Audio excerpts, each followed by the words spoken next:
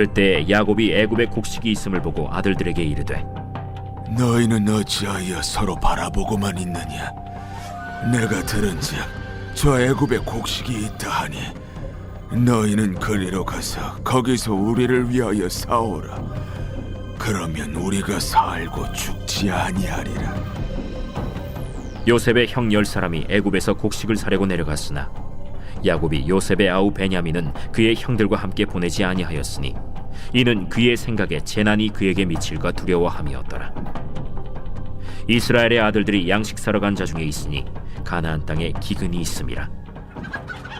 때에 요셉이 나라의 총리로서 그 땅 모든 백성에게 곡식을 팔더니 요셉의 형들이 와서 그 앞에서 땅에 엎드려 절하매 요셉이 보고 형들인 줄을 아나 모르는 체하고 엄한 소리로 그들에게 말하여 이르되 너희가 어디서 왔느냐?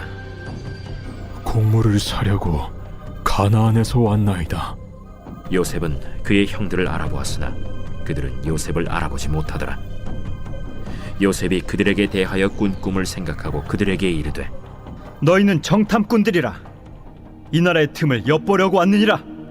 내 주여, 아니니이다. 당신의 종들은 곡물을 사러 왔나이다. 우리는 다 한 사람의 아들들로서 확실한 자들이니 당신의 종들은 정탐꾼이 아니니이다. 아니라 너희가 이 나라의 틈을 엿보러 왔느니라. 당신의 종 우리들은 12형제로서 가나안 땅 한 사람의 아들들이라. 막내 아들은 오늘 아버지와 함께 있고 또 하나는 없어졌나이다. 내가 너희에게 이르기를 너희는 정탐꾼들이라 한 말이 이것이니라. 너희는 이같이 하여 너희 진실함을 증명할 것이라. 바로의 생명으로 맹세하노니 너희 막내 아우가 여기 오지 아니하면 너희가 여기서 나가지 못하리라. 너희 중 하나를 보내어 너희 아우를 데려오게 하고 너희는 갇혀 있으라. 내가 너희의 말을 시험하여 너희 중에 진실이 있는지 보리라. 바로의 생명으로 맹세하노니 그리하지 아니하면 너희는 과연 정탐꾼이니라. 그들을 다 함께 3일을 가두었더라. 할렐루야. 사랑하는 성도 여러분, 오늘 11월 1일입니다. 어느덧 이제 2달밖에 올해도 남지 않았네요. 오늘 말씀으로 또 하나님께서 주신 그 귀한 음성과 지혜를 잘 마음속에 새기시고 이번 한 달 또 올해 남은 12월 말까지 정말 믿음 안에 승리하시기를 바랍니다.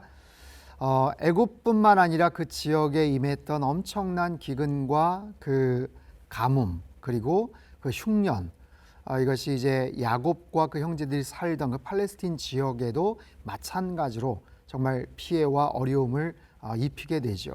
오늘 본문은 거기에서 시작을 하는데 42장 1절입니다. 그때 야곱이 애굽에 곡식이 있음을 보고 아들들에게 이르되 너희는 어찌하여 서로 바라보고만 있느냐? 야곱이 또 이르되 내가 들은즉 저 애굽에 곡식이 있다 하니 너희는 그리로 가서 거기서 우리를 위하여 사오라. 그러면 우리가 살고 죽지 아니하리라 하매. 여러분, 이때 야곱의 나이가 한 130세 정도 되거든요. 굉장히 나이가 많은 그런 상황이죠. 그럼에도 불구하고 야곱은 현실 파악을 아주 잘합니다. 돌아가는 정세에 대해서 아주 빠삭하죠. 어디에서 그런 정보와 뉴스를 접하는지 애굽에 곡식이 있음을 보고 들었어요. 그 이야기를 어떻게 들었어요? 참 대단한 야곱입니다. 다른 그 자녀들, 요셉의 형제들 뭐 어떻게 해야 될지를 몰라 하고 있는데 야곱이 지침을 내리죠. 야곱은요 늘 뭔가를 선제적으로 행동을 합니다. 그리고 굉장히 계산이 빠르죠. 이거는 어떻게 해야 된다. 이거는 어떻게 내가 포기할 건 포기하고 내가 집중해야 될 것은 집중해야 된다.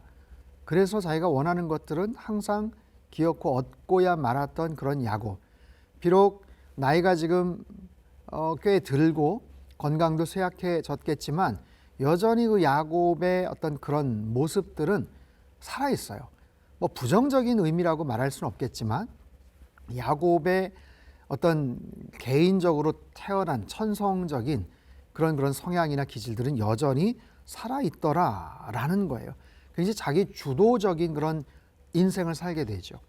그런 야곱이 서서히 존재적인 그런 변화를 하게 되는 거 우리가 이제 후반부에 또 볼 수가 있습니다. 야곱이 갖고 있었던 부족하고 연약한 성품과 인격의 변화라든지 아직도 하나님만을 온전하게 신뢰하지 못하고 인간적으로 믿고 의지했던 어떤 그런 부분들을 하나님께서 아직도 다루시는 그런 부분들이 이제 앞으로도 소개가 될 겁니다.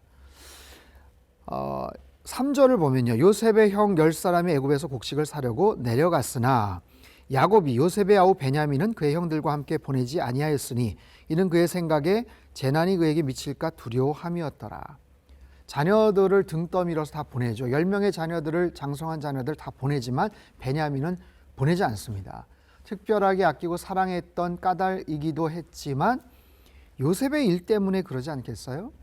요셉을 잃어버리고 요셉에게 참 말도 안 되는 심부름을 시켰고 그렇게 해서 들짐승에게 찢겨서 죽었다라고 통곡하고 절망했던 바로 그때, 그게 벌써 20년이 훨씬 넘었던 그런 기간, 그런 시간인데 아직도 야곱의 마음속에는 하나의 상처, 트라우마로 남아 있습니다. 그렇기 때문에 그때 일들이 생각이 나서 차마 베냐민을 보낼 수가 없었던 것이죠. 자, 6절을 보죠. 때에 요셉이 나라의 총리로서 그 땅 모든 백성의 곡식을 팔더니 요셉의 형들이 와서 그 앞에서 땅에 엎드려 절하매. 자, 요셉이 나라의 총리가 되었습니다. 그리고 인근 각처에서 많은 사람들이 곡식을 사러 올 때 그 부분들을 아마 관할하고 결정을 하는 뭐 그런 역할을 했겠죠. 그런데 일단의 무리들 가운데 섞여 있는 꿈에도 잊을 수 없었던 요셉의 그 형제들을 보게 됩니다. 형들이 우르르 오는 거예요. 그리고 자기 앞에 꿇어 엎드려서 절을 합니다. 자, 오래전에 꾸었던 17살 그 청소년 시기에 꾸었던 하나님이 주셨던 그 꿈이 드디어 이루어지는 장면이죠. 요셉이 어떤 마음이 들었을까요? 분명히 그게 생각이 났을 거거든요. 얼마나 놀랬겠습니까? 그리고 형들의 모습을 보면서 얼마나 마음속에 정말 오랫동안 묵혀놨던 그 화가 치밀어 올랐겠죠. 하나님이 주셨던 그 꿈, 야, 드디어 성취가 되는구나. 이렇게 응답이 되는구나. 사랑하는 성도 여러분, 하나님이 나에게 주신 꿈이 있나요? 우리에게 주신 비전이 있습니까? 여러분, 하나님이 주신 꿈과 비전은 반드시 응답되고 성취되는 줄 믿습니다. 그 꿈을 마음속에 간직하십시오. 하나님의 때에 하나님의 방법으로 반드시 이루어진다라는 것을 우리는 본문을 통해서 깨달을 수가 있어요. 요셉은 금방 알아챘지만 형들은 꿈에도 알 수가 없었죠. 신분의 격차도 있었고 또 아마 복장이나 여러 가지 부분에서 그리고 눈을 똑바로 뜨고 쳐다도 보지 못했을 겁니다. 상상할 수가 없었죠.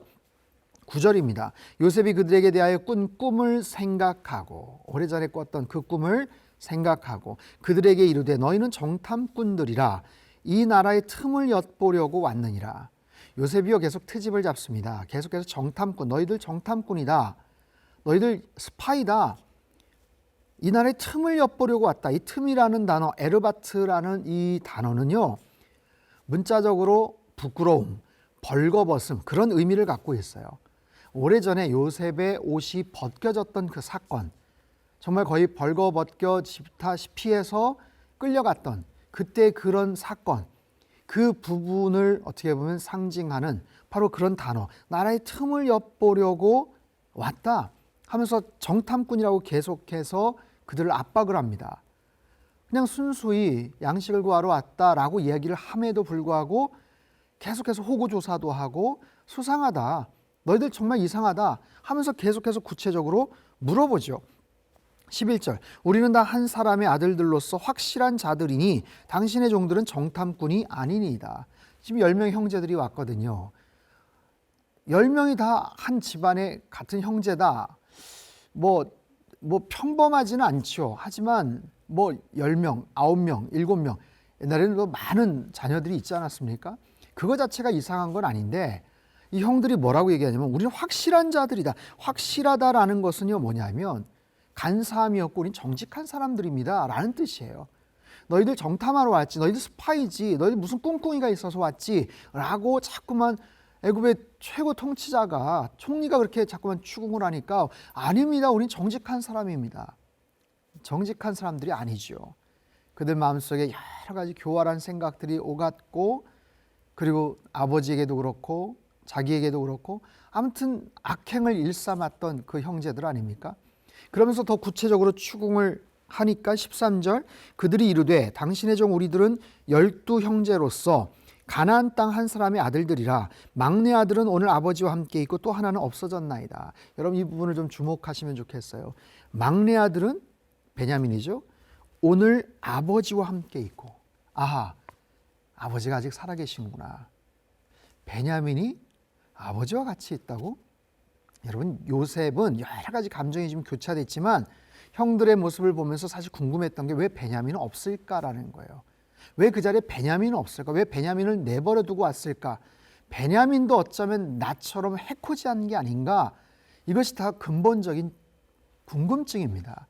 형들에 대한 분노도 치밀었겠지만 베냐민도 나처럼 괴롭히거나 아니면 어디다 팔아먹은 게 아닌가, 그것이 궁금했던 거예요. 그래서 계속해서 정탐꾼 아니냐, 스파이 아니냐라고 추궁을 했던 거죠. 근데 형들의 입에서 나온 이야기가 뭐예요? 아버지가 살아계시다는 거예요. 아버지가 그 막내 아들 같이 있고, 그리고 또 하나는 없어졌나이다. 없어진 게 아니죠. 자기들이 팔아먹었지 않았습니까? 이것 또한 거짓말이죠. 아직까지도 이들의 진실성을 알 수가 없는 거예요. 말은 그렇게 하지만 정말 베냐민이 그 집에 있는지, 아버지는 정말 평안하게 살아계시는지 그게 궁금한 거죠. 그런 상황 속에서 요셉은 계속해서 물어보고, 막내 아우, 너희의 그 막내를 데리고 와라. 사실 그 형제들이 볼 때는 정말 난감한 이야기고 정말 이해를 할 수 없는, 이해가 되지 않는 그런 요청입니다. 왜 막내 아우를 데리고 오라고 하는 걸까? 이게 무슨 이웃 동네에서 왔다 갔다 하는 것도 아니잖아요. 그럼에도 불구하고 그 막내 아우를 보고 싶은 요셉의 개인적인 마음이에요. 15절, 너희는 이같이 하여 너희 진실함을 증명할 것이라. 바로의 생명으로 맹세하노니 너희 막내 아우가 여기 오지 아니하면 너희가 여기서 나가지 못하리라. 데리고 오라는 거예요. 그러면서 무슨 제안을 합니까? 다 여기 있고 한 명만 가서 데리고 오라 라고 이야기를 하고 사흘간 가두어 버립니다. 본문에 특이한 표현이 나와요. 바로의 생명으로 맹세한다. 16절에도 나오죠. 바로의 생명으로 맹세한다. 너희 중에 진실이 있는지 보리라. 이제 진실 싸움이 돼버렸어요. 우리는 확실한 자들입니다. 우리는 정직한 자들입니다. 아니다. 너희들 뭔가 꿍꿍이가 있는 것 같다. 내가 믿지 못하겠다. 너희들의 그 진실을 밝혀라. 막내 데리고 와라. 그럼 내가 믿어줄게. 바로의 생명으로 맹세한다. 이 표현은요 굉장히 독특합니다. 내일 본문하고 또 연결이 되기 때문에 내일 또 말씀을 드릴 텐데요. 어찌됐든 중요한 것은 지금 요셉의 마음속에 여러 가지 감정들이 교차하고 있어요. 오랜만에 봤던 형들, 반가움보다는 놀라움, 그리고 분노, 여러 가지 복잡 미묘한 그런 감정, 아버지를 보고 싶기도 하지만 정말 베냐민은 살아있을까? 이런 여러 가지 마음 속에서 일단은 그들을 사흘간 가둬버리고 한 명 가서 데리고 와라 라고 이렇게 제안을 하죠. 자, 사랑하는 성도 여러분, 오늘 본문 안에서 하나님의 역사 속에서 하나님께서는 하나님이 그 가정 안에 그 형제들 간의 놀라운 화해와 용서에 대한 그런 모습들을 이제 펼쳐나가고 계셔요. 중요한 세 가지의 교훈들을 다시 한번 생각해 보죠. 첫 번째는 뭐냐면 야곱이 갖고 있었던 여전한 성품입니다. 그 기질은 잘 변하지 않아요. 여전히 자기 주도적이고 계산이 빠른 그런 야곱입니다. 하지만 서서히 하나님의 은혜 가운데서 그가 변화가 되죠. 여러분, 우리 안에 있는 성품들, 내가 변화되고 싶은 여러 가지 기질과 인격적인 모습들이 있습니까? 쉽게 바뀌어지지 않습니다. 하지만 하나님 앞에 내어 맡기시고 하나님께서 나의 마음과 생각들을 다루어 주시길 여러분 기도하십시오.